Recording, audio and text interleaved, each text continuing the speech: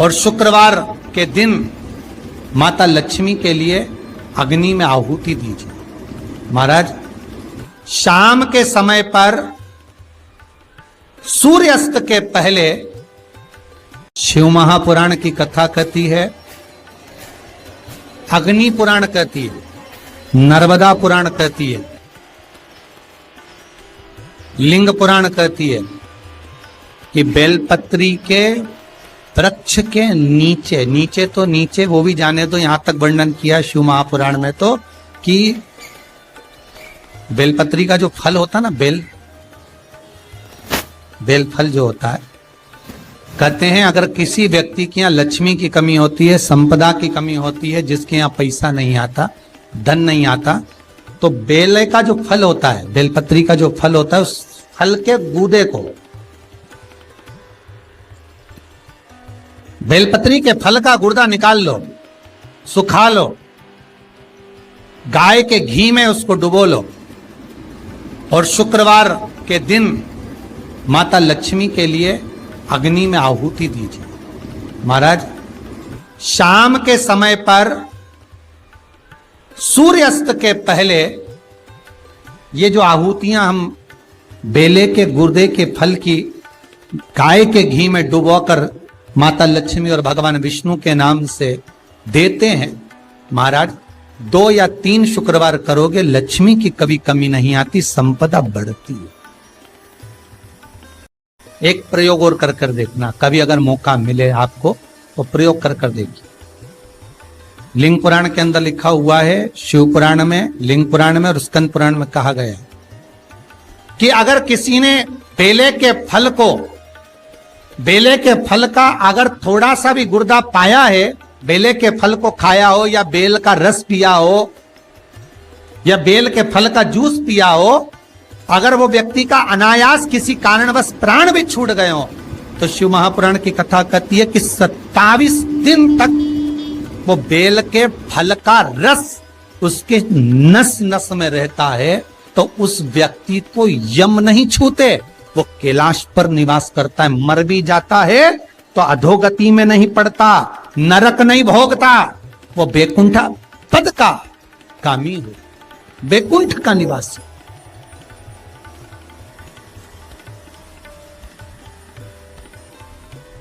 बैकुंठ का निवास।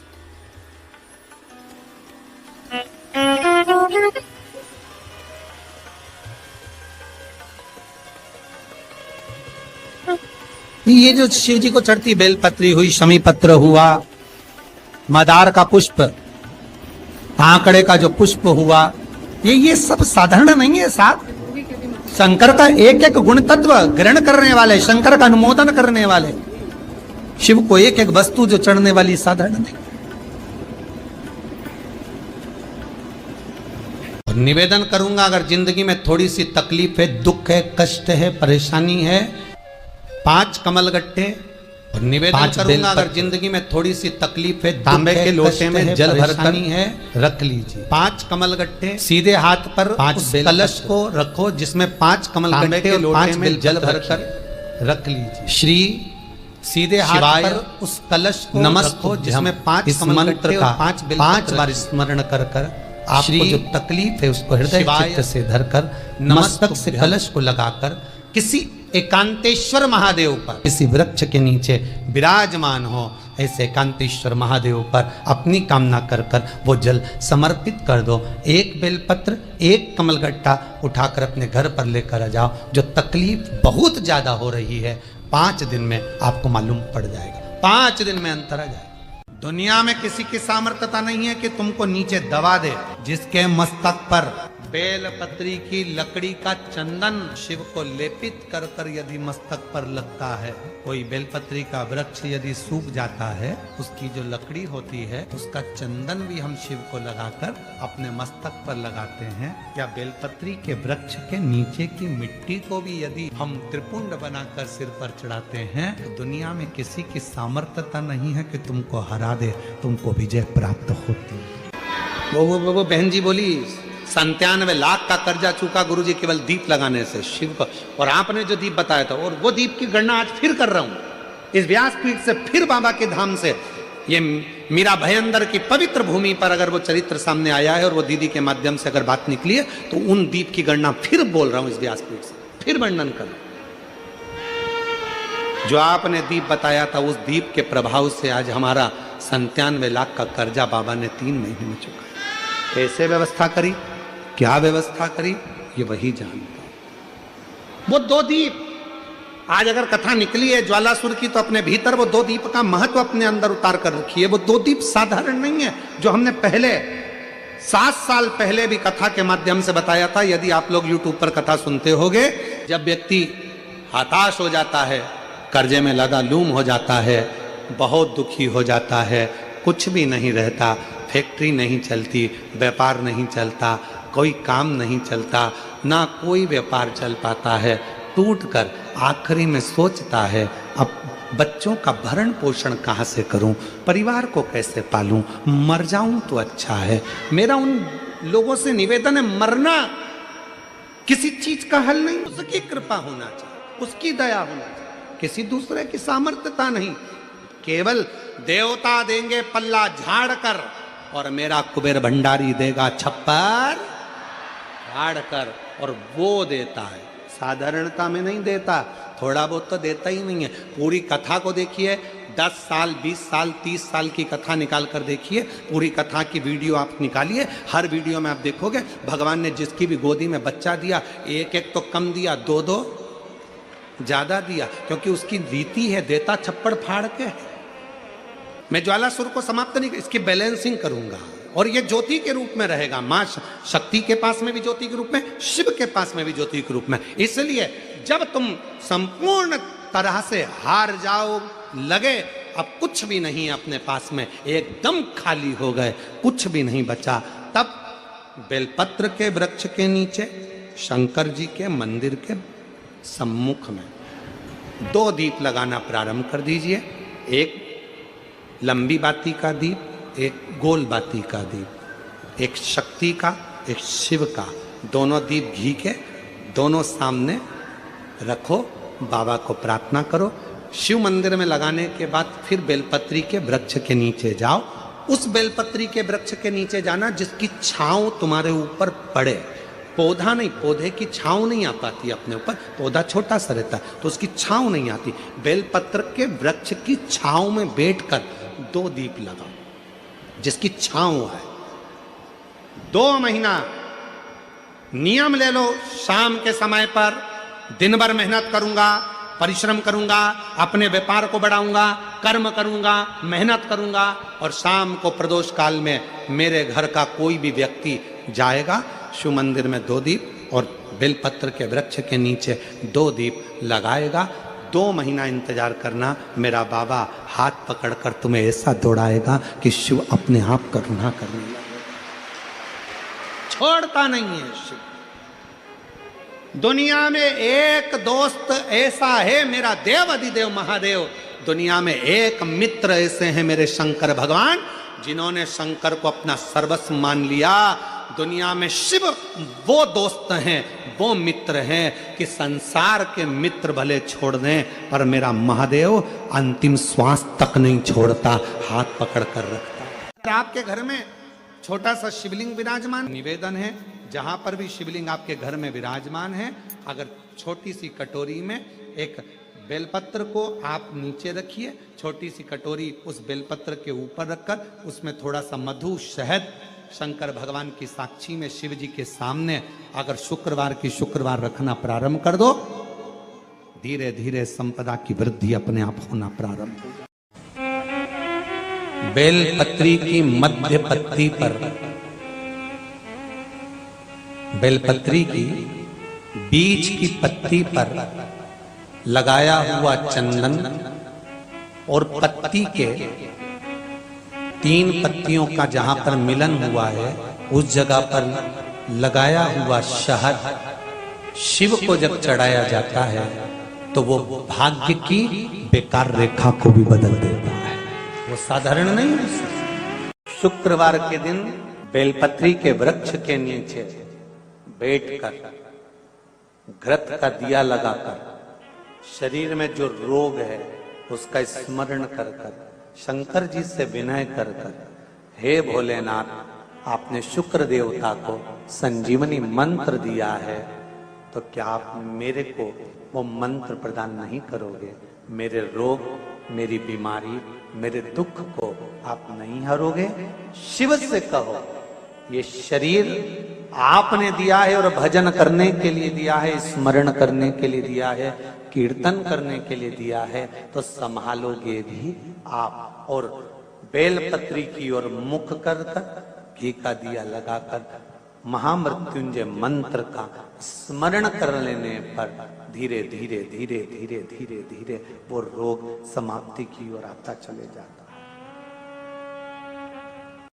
विष्णु पुराण कहती है, स्कंद पुराण कहती है महाराज कि भगवान नारायण स्वयं इस जड़ के नीचे अपना विश्राम करते हैं महाराज, इस जड़ के नीचे। प्रयास करा करो, एक चुटकी हल्दी, कितनी? मात्र एक चुटकी हल्दी, आंवले के वृक्ष के नीचे भगवान हरि हर महादेव, कौन से महादेव हैं? हरि हर महादेव के नाम से रखकर उस पर पूर्व मुख कर कर, पूर्व की ओर मुख कर कर जल समर्पित करना प्रारंभ कर दीजिए। आप अगर प्रयास करेंगे, शुक्रवार की शुक्रवार करें या नवमी की नवमी करें, अष्टमी की अष्टमी करें, प्रदोष की प्रदोष कर लें। कोई व्यक्ति व्यसन में डूबने लगा, अपना लड़का, अपना बेटा जिसको आप मदिरा के नशे में देखना नहीं चाहते, अपना बेटा, अपना बच्चा जिसको आप व्यसन में नहीं देखना चाहते, और सूचना मिल रही है कि वो व्यसन कर रहा है, नशा कर रहा है, के परेशान हो गए, नशा मुक्ति केंद्र में छोड़कर आ गए, वो नशा छोड़ने को ही तैयार नहीं है। तब नंदी का जो पैर उठा हुआ होता है, उसी पैर के पास में एक छोटी सी कटोरी में जल रखा जाता है, छोटी सी कटोरी में जल, उसमें एक बेलपत्र डाल दिया जाता है। महाराज, जब आप शिव जी के मंदिर में जाओ, नंदी के उस चरण के पास में कटोरी में जल रखेंगे बेलपत्र डालकर, और अपना जो एक लोटा जल लेकर आए हो वो शिव जी को चढ़ाओगे, प्रार्थना करोगे।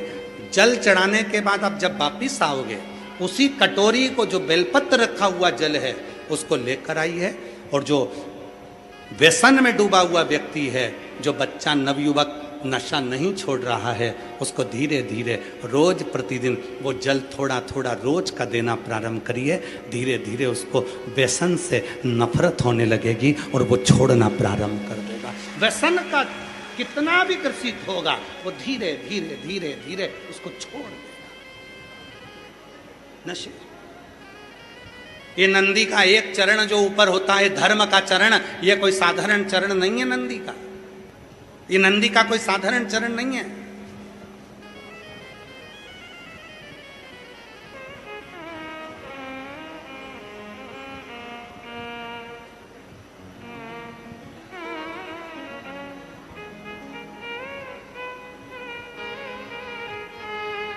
ये नंदी का जो चरण है, जिसका चरण ऊपर की हो रही है, साधारण चरण नहीं है।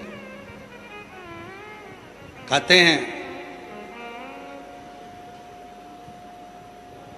बहुत तकलीफ है, बहुत कष्ट है, इतना टेंशन है, इतना टेंशन है कि पूरा डिप्रेशन में जीव जा रहा है। पहुंच जाओ नंदी के पास,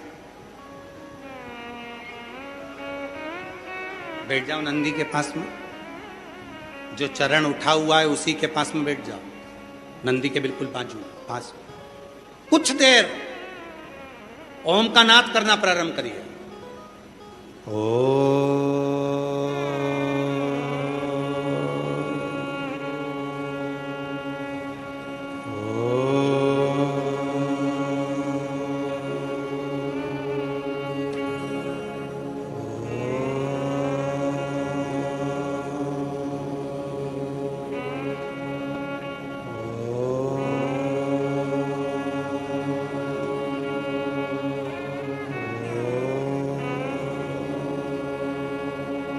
जब हम नंदी के चरण के पास में बैठकर ओम का नाद करते हैं, अभी अभी आप 2 क्षण के लिए, अगर आपके आमने सामने से कोई नहीं जा रहा हो तो आप बड़े प्रेम से, बहुत भाव के साथ अपना सीधा चरण थोड़ा सा खड़ा करिए, जितने जमीन पर बैठे हैं वो 2 क्षण के लिए बस कर देखिए। 2 क्षण के लिए सीधा चरण आगे करो और 5 बार ओम का नाद कर देखिए।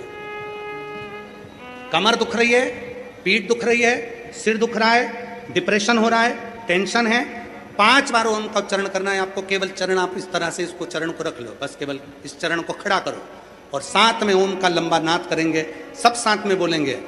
सबके मुख से शब्द निकलना चाहिए और अच्छा लंबा स्वर निकलना चाहिए, अच्छी आवाज निकलना चाहिए, एकदम गुप्त चुप रहकर नहीं, लंबा स्वर।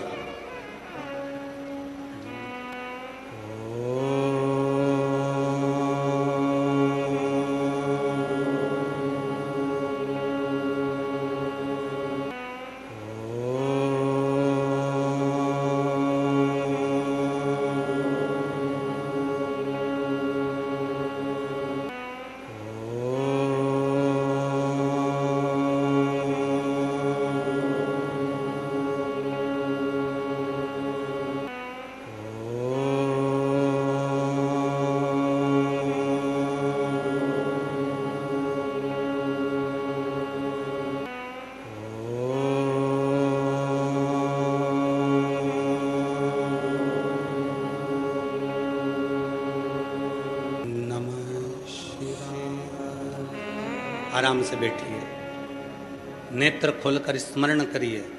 आपके जीवन का जो सुख होगा, आपको ऐसा महसूस होगा कि मैं एकदम हल्की हो गई, मेरे भीतर से कुछ निकल गया, जो मेरे भीतर का कुछ दर्द था, तकलीफ थी, वो समाप्त हो गई। नंदी का चरण, नंदी का चरण, सीधा चरण। कितनी भी टेंशन है, आप जाओ बैठो, कुछ क्षण उस नंदी के पास। और अगर तुमको लगे कि मेरे घर में अशांति फैलती जा रही है, टेंशन ही टेंशन हो रहा है, जहां नंदी का सीधा चरण, जो ऊपर है नंदी का चरण, उसके चरण की रज थोड़ी सी लेकर आइए, अपने घर के दरवाजे पर उसका हाथ फेरना प्रारंभ करो। धीरे धीरे धीरे धीरे शांति महसूस।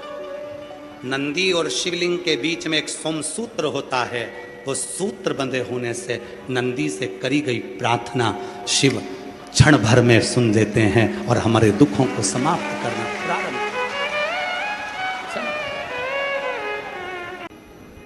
जिस दिन आपको लगने लगे कि मेरे जीवन में बहुत ज्यादा कष्ट चल रहा है, उस दिन अपने ही घर में मट्टी के शिवलिंग का निर्माण करो, पार्थिव शिवलिंग।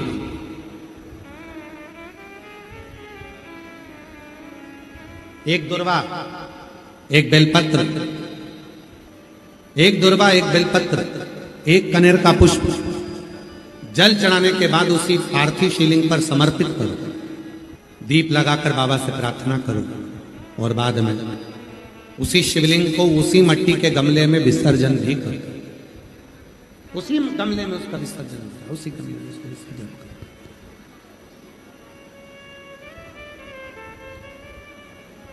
एक पार्थिव पूजन का जो फल है, एक पार्थिव पूजन का जो फल है, वो सहस्त्र हजारों लाखों शिवलिंग के पूजन के बराबर फल प्राप्त हो जाता है। एक पार्थिव पूजन का जो फल है,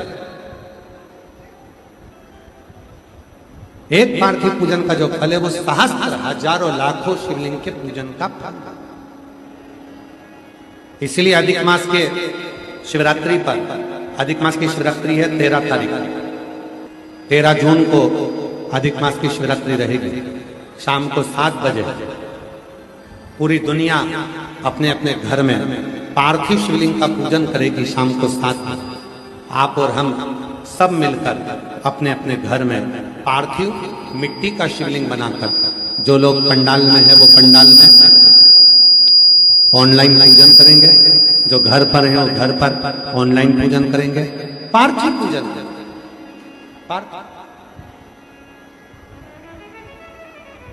सहस्त्र हजारों लाखों शिवलिंग का फल प्राप्त। जैसे बलिया के बालेश्वर महादेव, बलेश्वर महादेव। ये शिवलिंग भी पहले बालू रेत का बना था, फिर भगवान शंकर की ऐसी कृपा हुई कि भगवान शंकर ने उस बालू के शिवलिंग को ही पाषाण का शिवलिंग कर दिया। इसलिए बलेश्वर महादेव पर भी जब हम जल चढ़ाते हैं तो सहस्त्र शिवलिंग के जल चढ़ाने का फल मिल जाता है। उसी तरह बाबा बलखंडी नाथ जी के शिवलिंग का वर्णन स्वयंभू प्रकट है।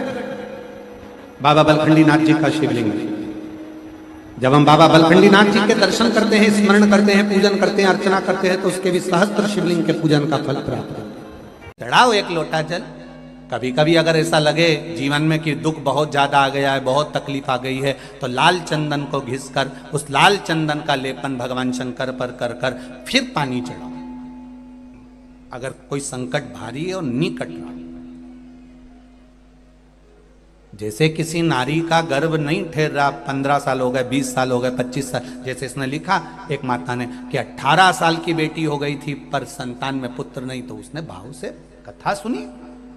ऐसे आपके भीतर अगर 20 साल हो गए, 25 साल हो गए, 30 साल हो गए, संतान का सुख ही नहीं है, लाल चंदन का लेपन बाबा भोलेनाथ पर करना प्रारंभ करो। पीठिका पर लाल चंदन का लेपन करना प्रारंभ करो। लाल चंदन से बाबा का श्रृंगार करना प्रारंभ करो। एक बेलपत्री पर लाल चंदन, दोनों पत्ती नीचे वाली, जो